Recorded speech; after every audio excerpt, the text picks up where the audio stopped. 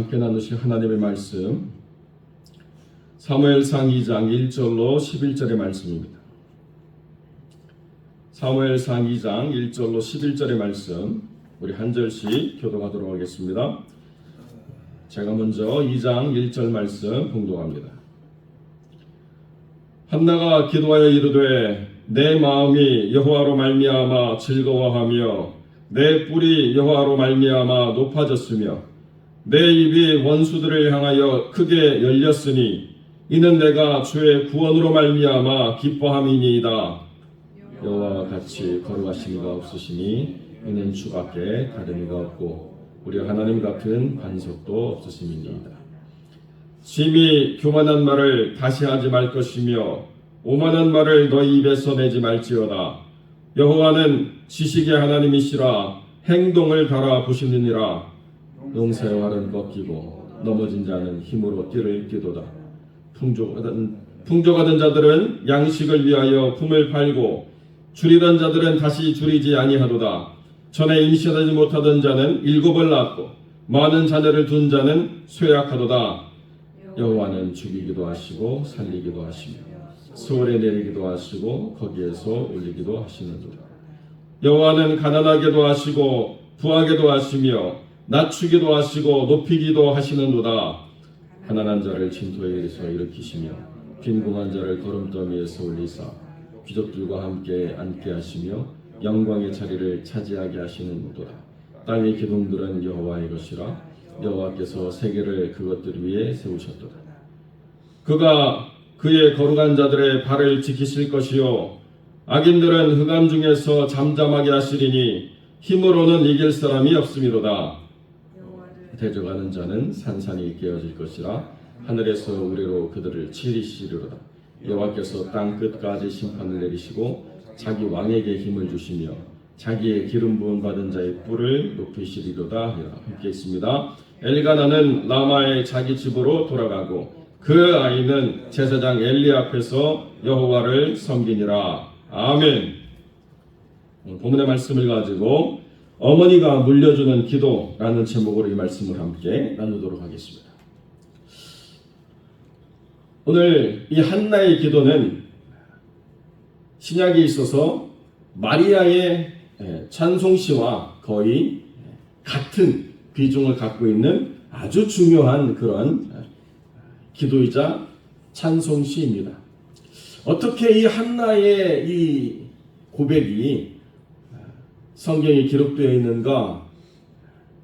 여러 가지로 우리가 설명할 수 있지만 가장 중요한 건 뭐냐면 그 자기를 떨구어 놓고 가는 엄마가 물려주는 마지막 찬송 기도, 이것을 아들 사무엘이 그 머릿속에 새겼다는 거죠. 어머니가 나에게 무엇을 물려주실까? 여러 가지 것들이 있지 않습니까? 그런데 어머니가 나에게 물려주시는 것은 다른 것도 아니고 하나님이 누구이시며 하나님을 어떻게 의지할 것인가라고 하는 이 찬송의 기도를 그 아들에게 물려주고 그 아버지와 어머니는 자기 집으로 돌아가고 그 아이 사무엘은 제사장 엘리 앞에서 여호와를 섬겼다. 이렇게 11절로 마감하고 있습니다. 내가 내 자녀에게 무엇을 물려줄 것인가? 우리가 많은 것을 이야기할 수 있죠. 살아가는 삶의 지혜, 또 우리가 가지고 있는 재산, 나의 경험, 여러 가지 것들을 우리가 말할 수 있지만 어머니가 물려줄 수 있는 최고의 유산이 뭐냐? 그 아이에게 기도를 물려주는 거죠. 기도를. 어머니가 쌓은 기도를 그 아이에게 물려주는 것입니다. 그런데 그 기도가 그 아이가 잘 되라고 물론 하는 기도, 그것도 가치와 의미가 있겠지만 더 중요한 게 뭐냐? 그 아이가 영적 유산으로 가져가야 될 기도의 가장 중요한 것은 하나님이 누구이시고 그 하나님을 어떻게 내가 고백할 것인가. 이거를 그 사무엘이 깨닫고 그것을 붙잡아서 살아갈 수 있도록 알려주는 그 중심이 되는 가장 중요한 가치를 전달해주는 그것이 다른 어떤 유산을 물려주는 것보다도 더 크고 중요하다는 것입니다. 내가 만난 이 하나님을 내 아들이 만나서 그도 나와 같이 하나님을 고백할 수 있도록 그 기도를 가르쳐주고 그 기도 가운데 하나님의 주권과 하나님의 누구이신가를 바르게 깨달아가는 그것을 내가 나의 자녀에게 물려준다라고 하는 것이 얼마나 크고 중요한 것인가를 성경 우리에게 가르쳐주고 있다는 것입니다. 더 나아가서 사무엘의 태어남과 한나의 기도가 연결되어진 것처럼 예수님의 탄생과 마리아의 찬송 기도가 또 연결이 되어 있거든요. 그런데 이 두 가지가 궁극적으로 동일하게 갖고 있는 게 뭐냐면 다시 오실 왕, 왕에 대한 중요한 가치를 담아내고 있다는 것입니다. 한나가 이렇게 기도하는 맨 마지막은 무엇입니까? 자기 왕에게 힘을 주시며 자기의 기름 부음을 받은 자의 뿔을 높이신다. 이게 하나님이 궁극적으로 이끌어 가시는 왕의 도래죠. 왕이 정말 세워지는 것에 대한 축복이죠. 예수님도 이 땅에 왕으로 오셨고 그 왕으로 오시는 것에 대해서 마리아의 찬송 기도가 있는 것 아니겠습니까? 그래서 다 궁극적으로는 그 배경에 왕의 등극이 있다라고 하는 것을 우리가 잘 이해할 필요가 있는 것입니다. 그래서 한나의 기도라고 하는 것은 단순히 하나님이 이런 일을 하셨다라고 하는 것으로 그치지 않고 이제 일어날 모든 역사의 흐름이 이 한나의 기도 안에 다 들어있다라고 우리가 이해하면 아주 정확한 이해가 되겠습니다. 그러니까 학식이나 어떠한 지위나 여러 가지 것들을 가지고 앞으로 미래가 이렇게 될 것이라고 우리가 예측하는 것들이 있을 수 있겠지만은 그것들은 잠깐에 대한 어떤 예측일 뿐이고 하나님이 이루시는 거대한 그 하나님의 통치라고 하는 것을 바라볼 수 있는 것은 오직 하나님의 뜻대로 기도하는 자의 기도를 통해서 우리가 깨달아갈 수 있다는 것이죠. 이 한나의 기도는 그렇기 때문에 사무엘상 하의 모든 내용을 담아내는 가장 중요한 가치를 우리에게 전달해 준다. 이렇게 설명드릴 수 있겠습니다. 그래서 한나가 전달하고자 하는 가장 첫 번째 중요한 가치는 어디에 있느냐? 하나님은 구원의 하나님이라는 거예요. 하나님은 넘어진 자를 일으키시고 또 가난한 자를 진토에서 일으키시고 빈궁한 자를 그 걸음돌 위에서 끌어올려서 귀족들과 함께 앉게 하시고 영광의 자리를 차지하게 하시는 하나님이실 뿐만 아니라 나라고 하는 직접적인 경험의 주체인 나를 하나님께서 높이시고 내 입이 원수들을 향하여서 크게 열리고 내 구원의 주가 되시는 하나님이시다 라고 하는 것을 분명하게 고백하는 것입니다. 그러니까 내가 살아가는 모든 인생의 날이 내가 만나는 하나님을 구원의 하나님으로 분명히 고백할 수 있는 그런 하나님과의 경험을 갖는 삶이 가장 중요하다는 거예요. 하나님이 누구이신가를 말할 수 없다. 이게 가장 큰 문제죠.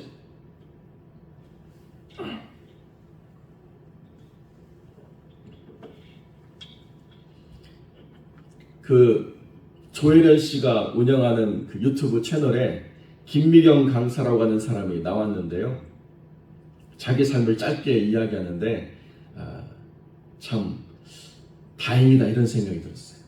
권사님 딸로 태어나가지고 자기가 피아노로 전공을 해서 자기가 그 교회의 아이들을 막 끌어모아가지고 피아노 가르쳐주면서 승승장구하는 그런 이야기들로 처음에 강사를 이렇게 시작했는데 그때 교회는요 그 자기가 받은 전공을 적용해가지고 돈을 벌 수 있는 그냥 필드일 뿐이지 하나님과는 전혀 무관했다는 거예요. 그러고 나니까 권사님 딸이고 교회에서 자라난 딸인데 온갖 것을 탐닉하고 여러 사람들을 만나고 아주 정신없게 살아가고 세상의 성공을 위해서 열심으로 살았는데요. 어제 본 동영상에 그러더라고요. 하나님 만난 지 2년 됐습니다.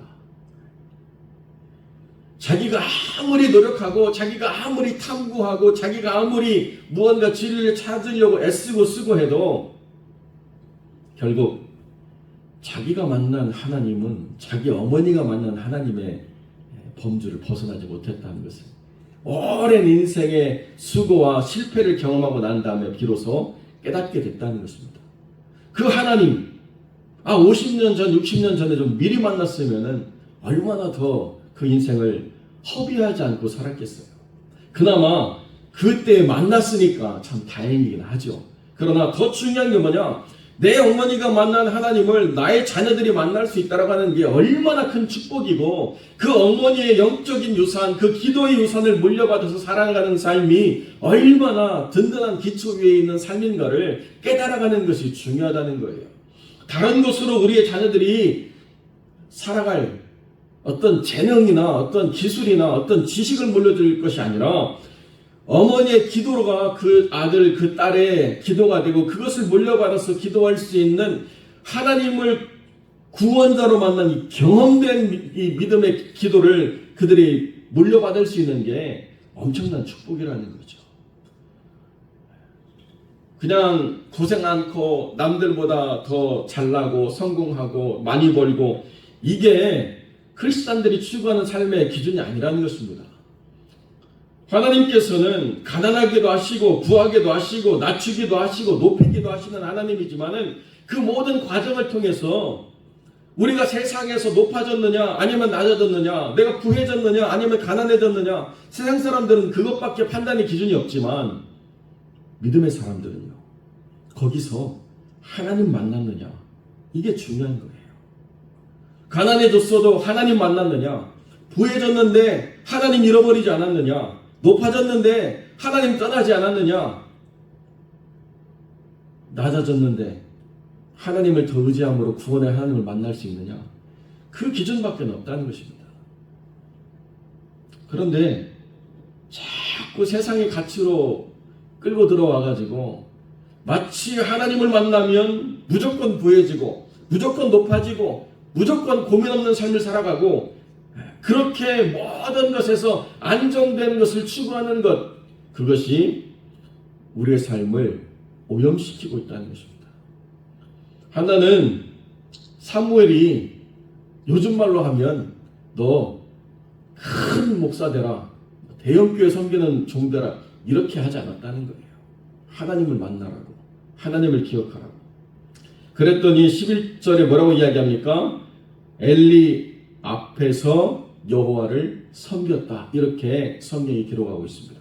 그 이야기는 물론 엘리가 관찰하는 가운데, 엘리가 그 눈으로 주목해서 보는 가운데 하나하나 하나님을 섬기는 것을 배워갔다라고 하는 말도 되지만, 역설적으로 엘리보다 앞서서 여호와를 섬겼다, 이 말씀도 되는 것입니다.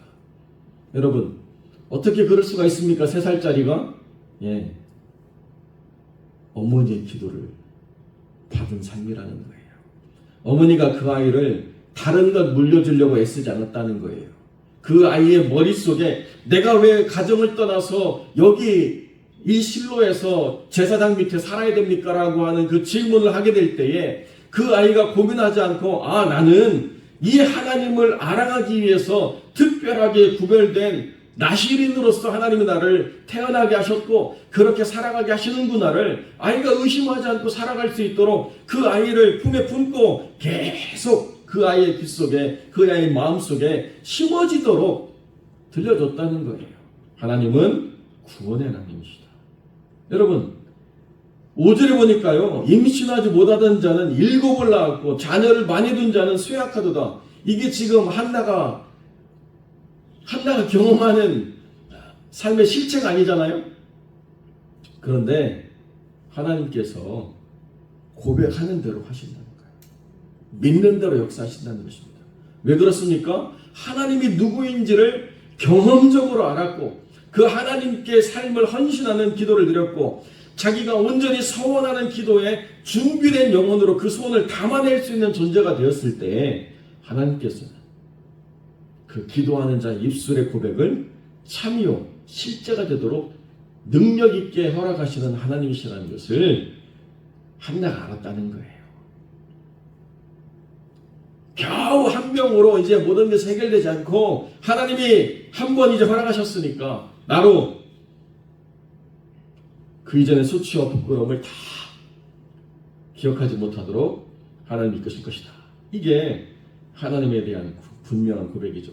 그러니까 2절에 뭐라고 이야기합니까? 주밖에는 다른 이가 없고 우리 하나님 같은 반석이 결코 없다라고 하는 분명한 확신을 가지고 자기의 삶에 모든 삶을 살았을 뿐만 아니라 자기의 아들도 하나님께 바쳐진 그 아들이 주밖에 다른 이가 없고 하나님 같은 반석이 있을 수가 없다라고 하는 믿음의 고백을 가지고 살아가도록 그 3년의 양육의 시간을 갖고 그렇게 하나님께 드렸다는 거죠. 하나님은 어떤 하나님이시냐? 여호와는 지식의 하나님이시라 행동을 달아보시느니라. 이렇게 성경이 고백하고 있습니다. 우리가 생각할 때 지식의 하나님은 우리가 얼마나 알고 있는가를 달아봐야 될 거 아니에요? 그렇죠? 근데요, 여기 지식이라고 하는 말은 경험되어져서 알다라고 하는 단어로부터 나온 명사예요. 그러니까 하나님은 지식의 하나님이라고 이야기하는 것은 그냥 추상적으로 어떤 머릿속에서 생각나는 것들을 온전히 다 하시는 하나님이 아니라 그것들이 실제가 되는 모든 과정과 그 과정 속에서 일어나고 있는 모든 현상들을 다 아시는 하나님이시기 때문에 사람이 자기가 알고 있는 것을 삶에 실천하는 그 행동을 하나님이 다 달아보신다는 거죠. 그 얘기는 안다라고 하는 것이 믿음의 실체가 아니고 그 아는 대로 살아낼 수 있느냐를 믿음의 실체로 보신다는 것입니다. 그러니까 믿음이 있다라고 하는 건요, 살아내는 거예요. 그 뜻대로 살아내는 거예요. 가난하기도 하고 부하기도 하고 낮아지기도 하고 높이기도 하는 그 모든 하나님이 달아보시는 과정에서 믿음으로 살아내는 삶을 사는 것이 이게 하나님의 사랑이라는 것입니다. 그러니까 우리가 고백하는 더도 말고 덜도 말고 딱 있을 만큼만 주십시오 하나님 이야기가 우리는 생각할 때 하나님이 컨트롤 해가지고 부하게도 마시고 가난하게도 마시고 높아지지도 않고 낮아지지도 않고 딱 우리에게 적절하게 하나님이 주시면 우리는 아무런 믿음에 고민이 없습니다. 하나님 그렇게 해주십시오. 그게 아니고 내가 그 모든 상황에서 믿음으로 살아낼 때 그것이 가능하다는 것을 역설적으로 성경이 말하고 있다는 것입니다. 부하게도 가난하게도 하지 않으시는 하나님을 언제 만날 수 있느냐? 믿음으로 살아낼 수 있는 실력이 있을 때 만나는 거예요. 내가 그것을 다스리고 내가 그것을 이끌어갈 수 있는 믿음의 실력이 있을 때 부하다라고 해서 부패하고 병들고 찌들어가는 삶이 되어지지 않고 가난하다라고 해서 아주 쪼들리고 그냥 찌그러져서 자존감도 없이 살아가는 삶이 아니고 그때그때를 살아날 수 있는 믿음의 실력이 있으면 그 모든 것을 평균케 하시는 하나님을 우리가 만날 수 있다는 것입니다. 이것이 우리의 삶의 실제라는 거죠. 그러니까 우리가 어떻게 믿음을 고백해야 되느냐? 모든 것은 하나님의 주권 아래 있다. 모든 것은 하나님의 주권 아래 있다. 죽이기도 하시고 살리기도 하시고 수월에 내리기도 하시고 거기서 올리기도 하시는 하나님이시다. 이게 하나님의 역사라는 거죠. 그렇기 때문에 하나님은 그 모든 것을 다스리시되 그 모든 다스림의 권위를 이제 누구에게 주시느냐? 이제 장차 임할 왕에게 주신다라고 분명히 선언하고 있다는 것입니다. 사무엘 사역의 가장 중요한 게 뭐냐? 왕을 세우는 거잖아요. 기름 부어서 사울이라고 하는 왕을 세웠고 그 사울이라고 하는 왕이 실패하고 나니까 하나님의 마음에 합한 사람 다윗을 찾아서 왕을 세우는 일을 사무엘이 하는 것입니다. 이것이 사무엘 평생의 사역이었잖아요. 그리고 평생 사울을 만나지 않았지만 그를 위해서 기도하는 삶을 또 살았던 모습을 우리에게 전달해주고 있습니다. 하나님께서 내 인생에 영원한 소명을 주실 때 이제 우리는 사람의 왕을 세우는 일로 전전긍긍할 필요가 없죠. 우리는 이제 다시 오실 우리의 참된 왕 되시는 예수 그리스도의 오실 길을 예비하는 삶을 우리가 살아가는 것입니다. 우리가 하나님 안에서 걸어간 길을 예비하는 자로 살아갈 때 주님이 오셔서 우리를 착하고 충성된 종이라고 우리를 인정하시는 그 삶 속에서 우리가 하나님이 누구이신가를 우리 삶 속에서 분명하게 드러낼 수 있을 때, 그때 하나님 우리를 기뻐하신다. 그러니까 우리도 한나와 같이 믿음의 영적인 유산을 바르게 물려줄 뿐만 아니라 우리 스스로도 다시 오실 주님을 예비하는 삶으로 살아가는 것, 이것이 오늘 새로운 5월의 첫날을 주 앞에 드리는 우리 화평장로교의 모든 성도들이 살아가는 삶의 기준이 될 줄로 믿습니다. 함께 기도하겠습니다.